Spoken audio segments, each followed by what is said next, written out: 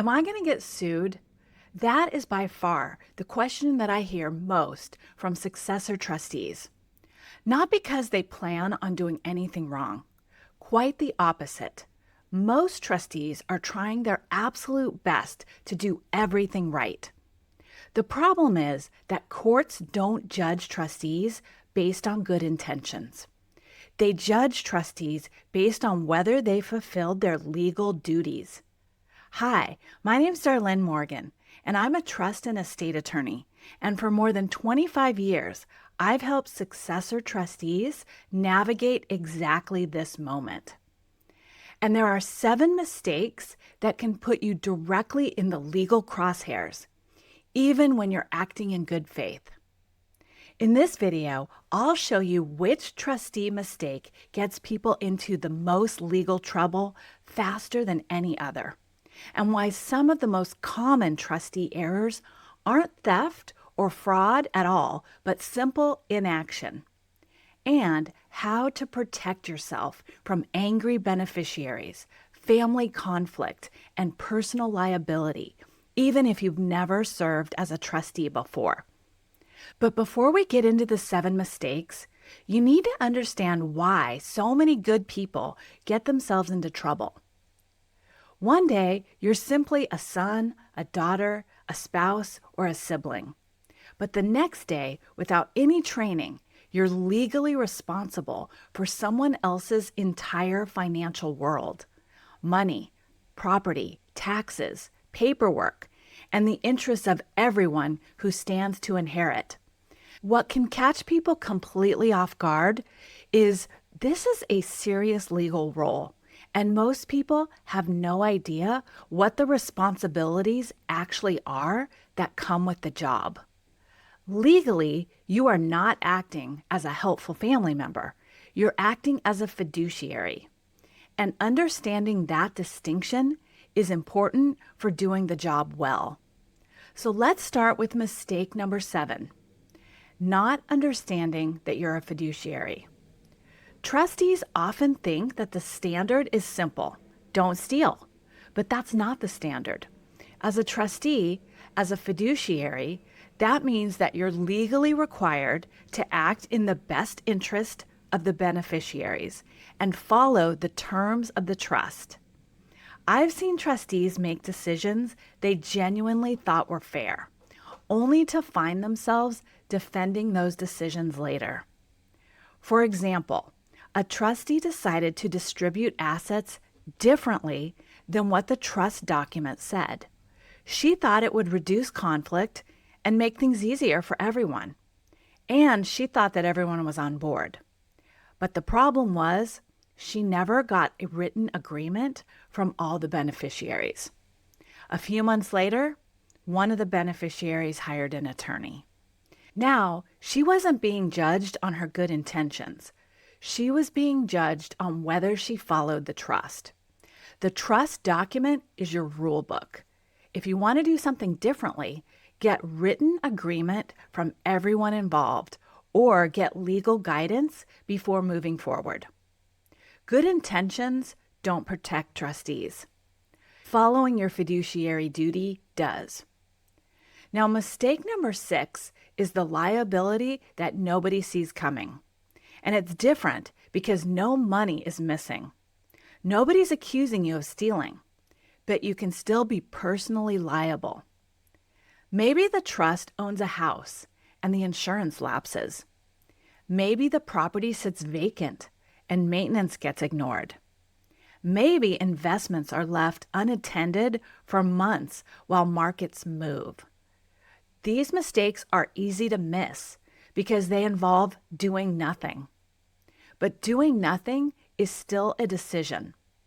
The trustee's duty is an obligation to protect trust assets, preserve value, and act prudently. Think of yourself less like an heir and more like a property manager. The assets may not belong to you, but they're your responsibility until the administration is finished. And beneficiaries can claim losses caused by neglect just as easily as losses caused by misconduct. Once you understand your role and your responsibilities, the next set of mistakes involves something even more dangerous: moving money. Mistake number 5 is when helping someone creates a bigger problem.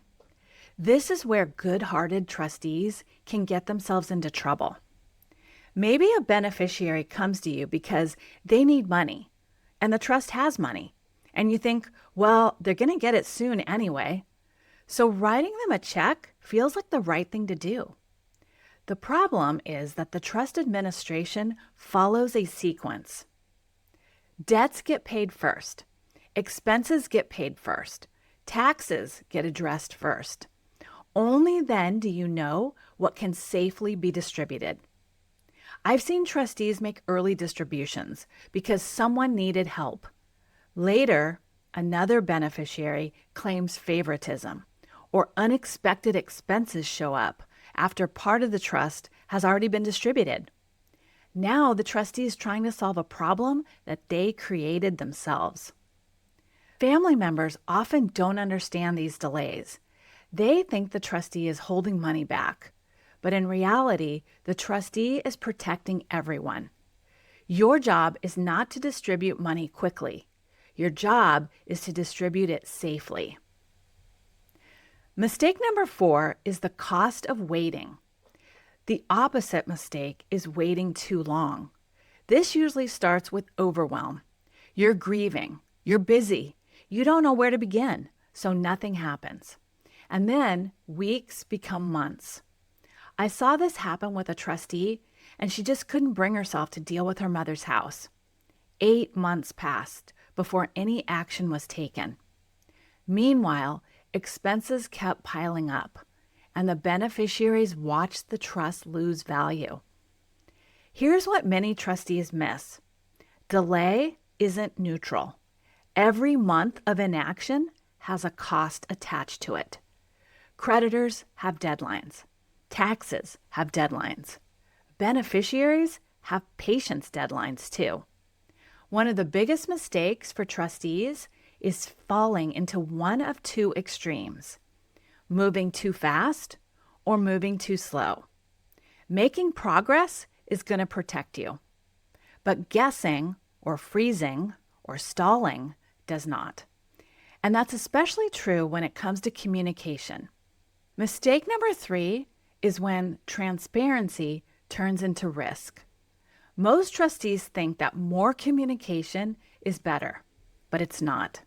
Over-communicating usually looks like making verbal promises, sharing information before it's final, or sending casual text messages that later contradict other communications. For example, you tell a beneficiary in June that distribution should happen by the end of summer. Then a tax issue delays everything until October. Now you've created a problem. The beneficiary remembers the promise, not the reason for the delay. They don't have the same front row seat that you do. They aren't getting the full picture. So every communication from you creates expectations. And when there's an inconsistency, that creates problems. Your updates should be simple. Here's what happened, here's what's happening next, and here's when you'll hear from me again. That's really it. Now, mistake number 2 is how silence creates suspicion. The opposite mistake is silence.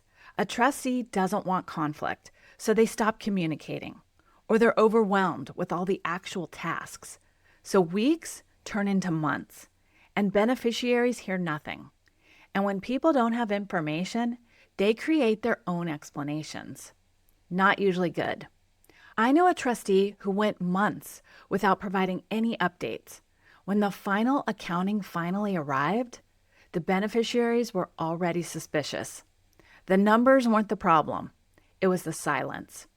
You definitely don't need or want to be constantly communicating, but you do need consistent communication because bad feelings grow in the absence of information.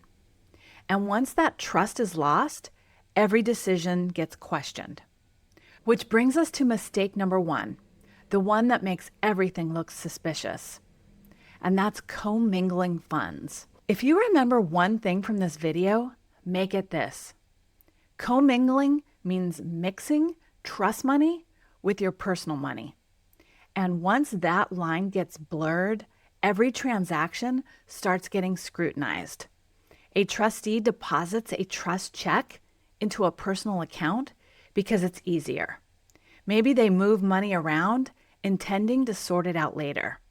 I know a trustee who deposited rent from a trust property into her personal checking account.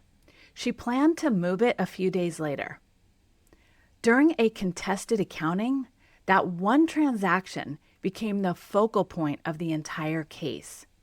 The attorney didn't need to prove that she stole anything. They only needed to show that trust funds were mixed with personal funds. Now she's got some real explaining to do. That's why the rule is simple. Trust money never touches your money, ever.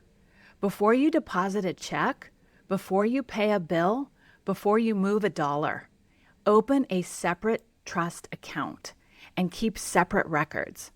Document everything, because commingling doesn't just create accounting problems, it destroys credibility. And that credibility is what often protects trustees when beneficiaries start asking questions. When you look at these 7 mistakes, a pattern emerges. Most trustees don't get into trouble because they're dishonest. They get into trouble because they don't fully understand their role. They think like a beneficiary when the law expects them to think like a trustee. And what happens when you're both? Well, that's exactly what we'll cover in the next video. I'll show you what it means to be both a successor trustee and a beneficiary, how these roles can conflict, and how to protect yourself when you're wearing both hats.